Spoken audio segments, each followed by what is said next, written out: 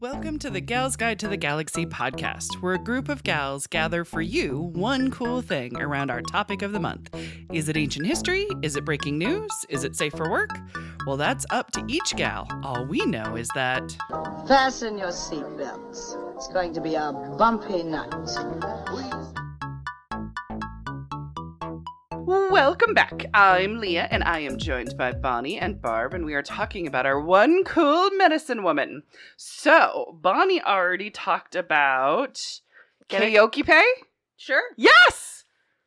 Get it, girl. There we go. I'm just being confident, and also at the same time, I wrote things down phonetically. But before we dive back in, I want to get to know something random about our gal pals. So my question is, do you have any home remedies that you use on occasion or fairly regularly? Like essential oils, plants, tea, anything like that? Your go-to home remedies? And a deathly silence. So, Falls over the podcast. have you heard of Vicks salve? Yes, Like it's like the Vicks little- Vapor Rub, right? Right. It's Yeah. like that Vicks. So, Yeah, we grew up. That was the end all be all. right. You put that on your chest, you breathe in the vapes. If you've got an earache, you wipe it on your ears. If you have if your throat's hurting, it goes on your throat. Yep. If your chest, some of our family, not recommended for anybody out there, but I think they would ingest it sometimes. I don't think you're supposed to. I'm pretty sure Yeah. they say not to do that. Yeah. But my family, it's just They whatever thought, was, well, maybe it'll work on the inside. whatever your issue It works was, on the outside. this was the go-to. So Sure. I do love it when I'm congested. I Yeah. still You can will. put it under your nose. Yes, Yeah. yeah, I still do that. I still have, or sometimes I'll have one in the shower, so the steam from the shower Yes. will automatically help give you that little clearing, that little cleansing. Yep. And my great grandma Gabbard always loved her hot toddies. Oh, yes. So between those two things, How could you go wrong? she lived until she was in her 90s. So Case in point. Mm-hmm. Hot toddies and Vicks I'm not Vapor going to Rub. argue. I'm just not going to argue with either of those. So, I dig it. Bon, what about you? Not yet. I remember moving into our house now and being like, am I going to have to sage the house? Oh, yes. Like, where do I get yeah. sage if I need to sage the house? I know a guy. it's always good to know a guy. I was like, do I need to just grow some sage? Yes, and always dry a good some idea. out and have some ready. Yeah. Not yet. I do have hibiscus plants. Oh, I yeah. don't know yet how to. I Yeah. haven't gone through the whole wormhole of trying to make that into tea. Yep. Or anything. I have Well, I thought I was growing lavender. Oh! Turns out it's hyssop. Oh, yeah. But it smells like lavender. It smells lovely. Right. And it's purple. Josh had his lavender imported. He had to get a seed. I don't know. He had to get some kind of license or whatever. I'm sure if you ask him about it, you'll have he'll tell me. 3 he days. will, Yeah. a little dissertation. I think he's will preparing a occur. text message right now I as he think listens to this.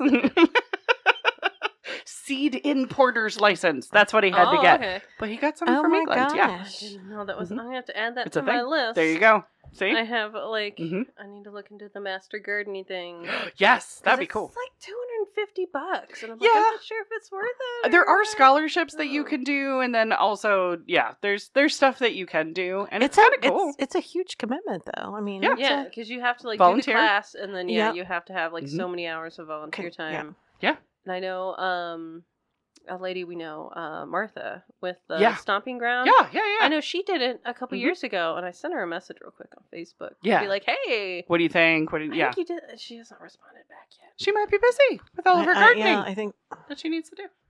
There you go. She's a busy woman. She's She is. running a shop. She is. So you don't have an herbal remedy yet, but you're working Don't on have it yet, hibiscus, but I'm lavender. growing things. I like so that. So Yes. there's I'm dehydrating things Yes. now. So we're working our way up there Ooh, for stuff. like that. So fab, let's see. fabulous, I look forward to it. I don't know. and so does Josh.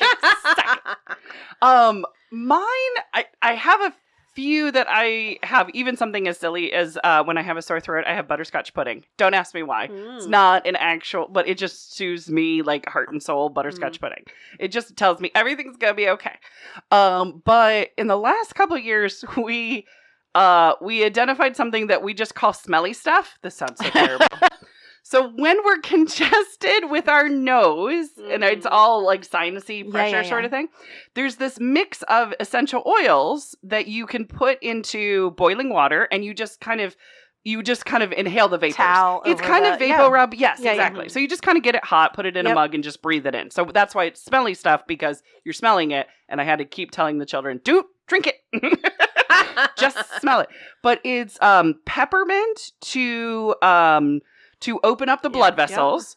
It's tea tree oil that is kind of an antiseptic antibody that you can inhale. Oregano on that same kind of wavelength. And then lemon to make it smell a little better.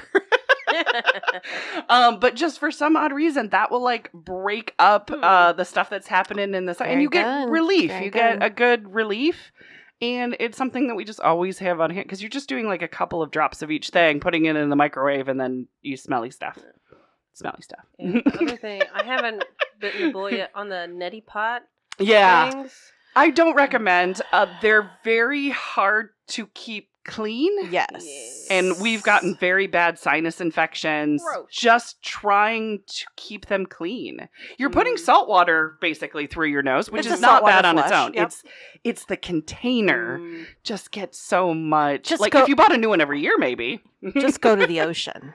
And get the salt water from the ocean. Right, and get that stuck up your nose, and bam, you are back in business. Gives you a little shot of adrenaline as well. Just the feeling of being alive. Exactly. But it did relieve until it created more sinus infections. I've definitely heard that keeping the neti pot clean was the issue. Yeah, it's so hard. Yeah. I mean, on that, which has no segue whatsoever, do you want to know what cool lady I have for you? Yes. Look at that. I'm going to tell you about Gladys Tantaquidgeon. That's right. I know. Barb's like, I'm going to have to say this later. I wrote it down phonetically. I got you. Okay. Gladys was a Mohegan, so not with a K, not Mohican, but with an H, Mohegan medicine woman.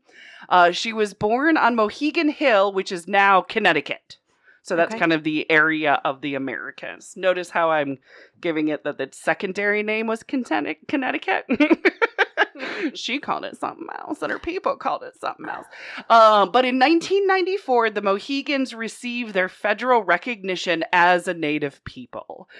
It wasn't easy being acknowledged as a people, but Gladys was actually a big part of that healing process of her people and also of the government to admit their continued existence, because they're still with us. So, all right, get this.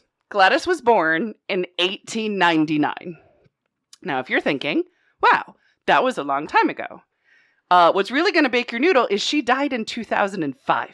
Nice. Oh, wow. 3rd century lady. 106 years old, but 1899 to 2005. Wow. So she really saw the entire century all the way through, and she was a medicine woman that entire time. She started very little with the other elders in her community that taught her to be a medicine woman at itty bitty age 3, 4, 5. Wow. That's crazy. To be born and have it mostly be horses, and then to go to cars. Yeah. 2 world wars. Yep. Computers. Yep. The internet. Oh my gosh. We were probably starting on smartphones. Yeah. Her granddaughter asked her, of all of that technology, of all that change, what was, I can't remember if she said the hardest thing or the most inventive thing or whatever, but what Gladys said is the thing she couldn't wrap her head around, that she could not ever understand, was the internet. Mm-hmm. That was the only thing. Everything else, she's like, okay, yeah, no, I get it. Yep. The internet, that did not make any kind of grounding sense. I think most people now just don't even worry about it. It's just a thing that we happens. have to use it, right? Exactly. It's like utilities, right? It's like you turn the light switch on and it's on. The internet's always on. Right, exactly. We don't think about it. Yeah, but apparently electricity That was fine. But the internet, what? So here's the other cool thing, though. Gladys was born in a matriarchal society. Nice. I know, right? So both of her parents were Mohegan Indians. She grew up in a culture where women were not held back. They were actually seen as leaders. Tell me what that's like. Gladys was also a little bit more special because when she was born, she was actually called everyone's grandmother. Okay. So she was born not only special, but she was also born as a wise elder as a little kid. Cool. So she was pretty much like, you know, how, you know, some people have like that old person energy sort of thing. Mhm. She was born being like, I'm already the wise sage and I'm 2 years old. I can only imagine what that toddler was getting into when I'm picturing my own toddlers at 2. But with that kind of Empowerment. Right, Yes, exactly. yeah, Yes, that's, it's that's like, a nightmare. yes. That's a parental Can't nightmare. ground me. I'm everyone's grandma. Ground grandma? And it would be true. Yes, absolutely. You are correct. Gladys also came from a long line of medicine women. So she had a belt that was worn by 2 previous medicine women. And the belt was given to her by Fieldia Fielding, who is the last fluent speaker of the Mohegan language. She was the only one that could wow. still speak it fluently. And the language died out as a spoken language with her. Previous to Fielda, the belt was worn by Martha Eucas in 1769. Wow. And the belt is seen as the Mohegan culture keeper. Cool. I mean, I did read Trapper Keeper, because did you guys all have Trapper Keepers? You know what I mean? That's where you hold the knowledge, right? So this was a belt that was a culture keeper, which is much better than a Trapper Keeper. But Gladys talked about the belt. She said, it was Fielda who gave me that very old belt that I wear with my Indian dress, and it had belonged to her grandmother, Martha Eucas. Martha taught her the Mohegan language. Fielda Fielding was the last speaker of the Mohegan Pequot dialect. She and her grandmother, Martha Eucas, lived together. They were said to have the Indian tongue used much more than English. And the most interesting part of Fieldia's life that Gladys recalls was that she knew about the little people who lived in the woods. And the little people are called the Makiawusug. Have you ever heard of the Makiawusug? Okay, all right. This is Gladys continuing to say, I recall that on one occasion, there was a family dinner and a meeting in the old parsonage about a half-mile down the road from here. And at one point, she told me that one of the relatives that she was stepping outside for a minute to talk to the little people. Someone in the tree. And some of the younger members regarded her as quite different. They laughed a lot, but I did not. But her grandmother used to visit her parents, and they didn't ridicule her. Others didn't sympathize with her as her contact to the little people. So basically, the tree spirits. So she would stop and she would go and talk to the tree spirits that are up in the tree. I was picturing this little people there in like Hawaii. Oh, There's, like, gotcha. I don't know. They're supposed to be like little people. There that you live in go. the jungle. No, this is just the spirits were just calling to her, and they were up in a tree, and she needed to go see what they needed because she could connect with the tree spirits that were in there. So I was just like, oh, but they're the little people. There's a wonderful Connecticut public television interview that actually has a descendant of Gladys. It's Melissa Tantaquidgeon Zobel. And this is where I get the lovely quote that I used at the very top of this month's episode, which she's the one that said, a medicine woman is whatever the tribe needs at the time that they need it. It's all about healing and making things well. Yeah. So Gladys was trained in herbal lore by her 3 grandmothers, one of them that would talk to the little people in the trees. And she had this great story. She said, my first trip out to the fields where the medicine plants were growing, it would have been with Grandma Fielding, Grandmother Baker, and Grandmother Matthews. They were gathering them for the winter use at the time, and I would have been about 5 years of age. And I think it kind of kindled a spark. Later on, I became interested in our Mohegan herbal remedies. Here in my recollection, the women were the ones who gathered the plants, prepared the medicines.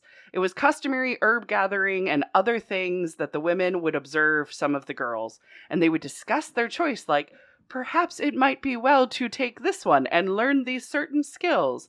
And then also, never take the first plant that you find, was also advice. And always ask the creator to lead you. He will show you where when there's a little bit more down the trail. I thought it was interesting. Very nice. So in the ripe time of 1919, Oh my goodness. Gladys went to the University of Pennsylvania. Oh my. I know, right? It's amazing when you are a leader of your people and they actually really encourage you. So she went to the University of Pennsylvania where she immersed herself in anthropology. Okay. She researched herbal medicine of the East Coast tribe, and she reported her work in a book called The Study of the Delaware Indian Medicine Practice, Folk, and Beliefs. The book delves into the spiritual aspects of the Delaware Indians, their medicine, including the use of herbs, sweat lodges, and healing ceremonies as well. So she documented her peoples. In 1931, she co-founded a museum. Oh. Good gracious.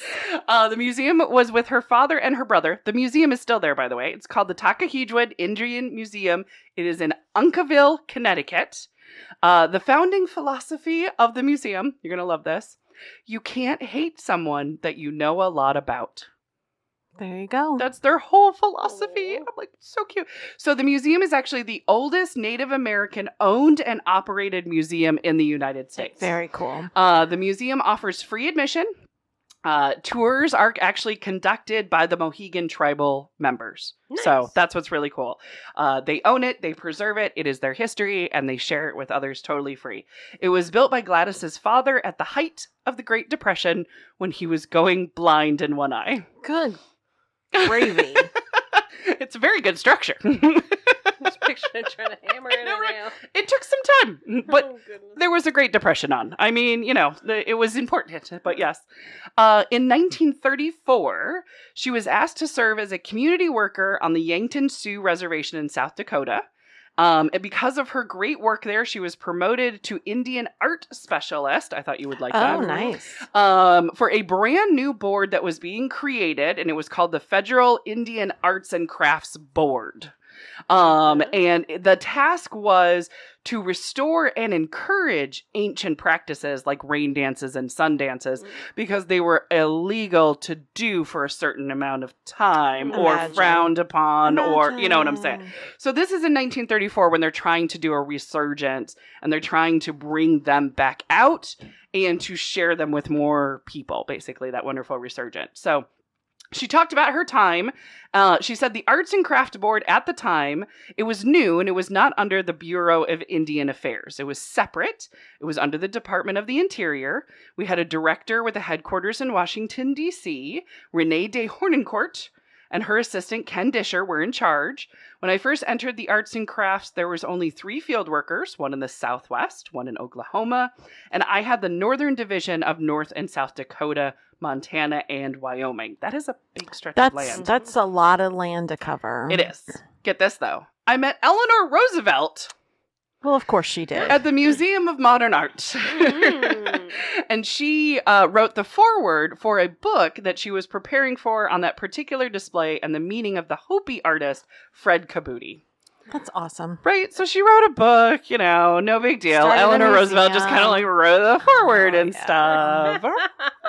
Oh my gosh. Overachiever. So you're very excited about her. Okay, how about this? In the 1940s, she was a librarian. Oh, Nice. Uh-huh.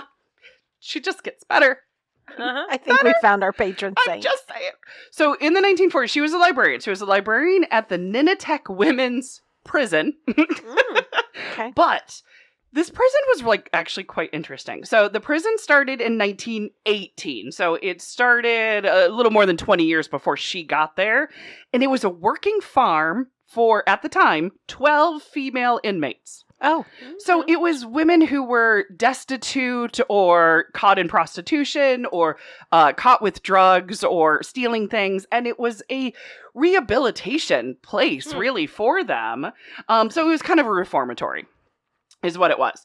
And it really was about helping the personal development of the women that they detained, not just finding something for them to do, like a work camp or anything. So when Gladys got there in the 40s, though, there was more women. but it was still like extremely innovative, and it was very much about personal development. So she wasn't just a librarian in a prison. It was, what materials do you need? What are you trying to learn? What will help you get a new vocation or a new way on life, or, you know, a spiritual growth? So I thought that was like, that's fascinating. And that really speaks to what they said was, it's whatever you need at the time. Yes. The shaman delivers whatever you need at the time. Yes. And that's what she was doing. She would assess the situation and provide them what they needed. And she was brought in for that particular job because of working on reservations with a wide variety of people with very different needs and sometimes very dire needs. She saw it as a way of using those skills for women in a prison situation. Yeah. It wasn't necessarily that they were also indigenous like her. It was, I can use these skills that I've learned from my people to help other people. And I'm like, right. love that. Right. But then back to her people. So from 1978 till 1994, the Mohegan people tried for federal recognition. This was very much in that late 70s, where there were tribes that were just trying to be recognized to get their land back or to have ownership of their land in some way. And part of that was having the government even recognize that you exist. I mean, oh my gosh. So it was Gladys who got them this because she kept personal records.